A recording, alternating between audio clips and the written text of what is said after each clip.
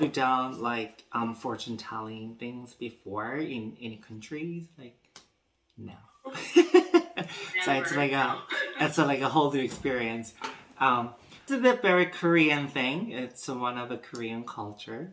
And what I do as a shaman, we also, we are witch doctor. I'm trying to give you the advice as a shaman. So I will try to call my spirits and then see like what they're giving you the words.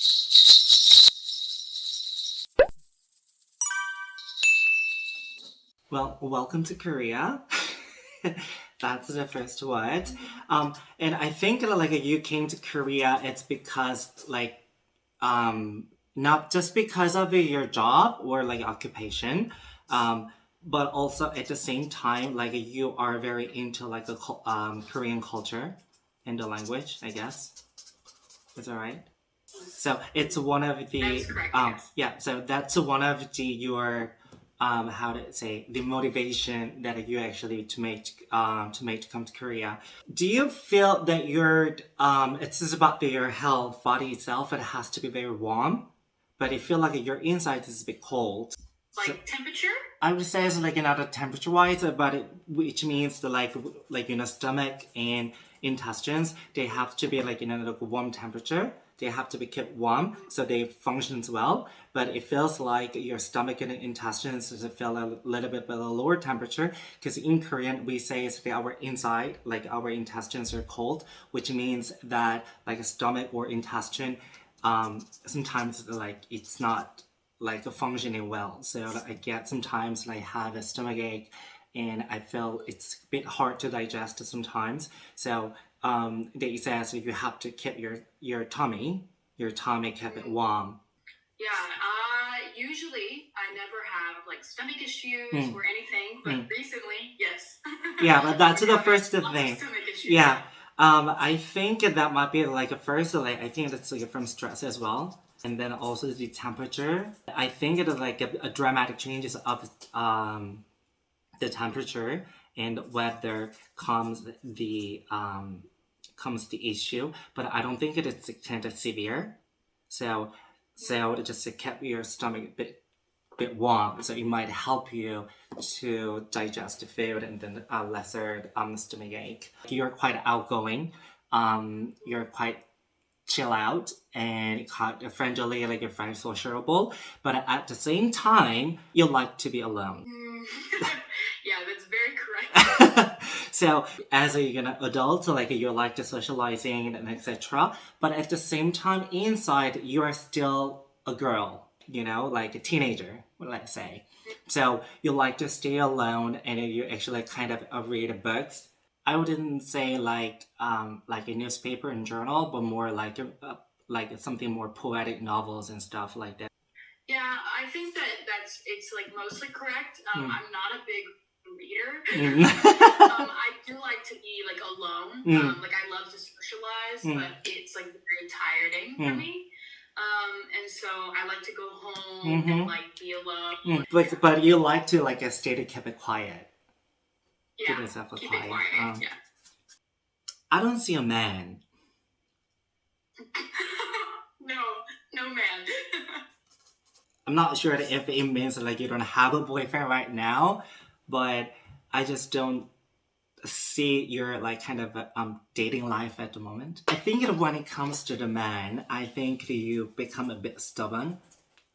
Yes. Yeah, because sometimes I feel like when it comes to a man or date, it might be cold. I'm not sure if it's the right word, but like you talk a little bit stubborn and a little bit cold, and sometimes you're not trying to hurt them. You're not trying to hurt them, but when like those guys that hear your word, it's a bit harsh. Yeah, that's very true. I was actually talking about this like with my friends the other day. Yes. Like, oh, I don't have a boyfriend. We're like, oh, you're too harsh when you speak. Oh, You really? need to be more feminine. Well, because you, as a person, you have quite sketchy. You're not this kind of a person, but when you express your feeling, you're a little bit immature because you are quite strong person when it comes to the personality, unlike how you look. So you like to be in charge when it comes to the date. So it's not like I want to be the leader. I'm like not like that. But when it comes to like a decision making and stuff like that, like you want to be the one who actually lead the decision. And actually, you're not a good listener when it comes to the man, I guess.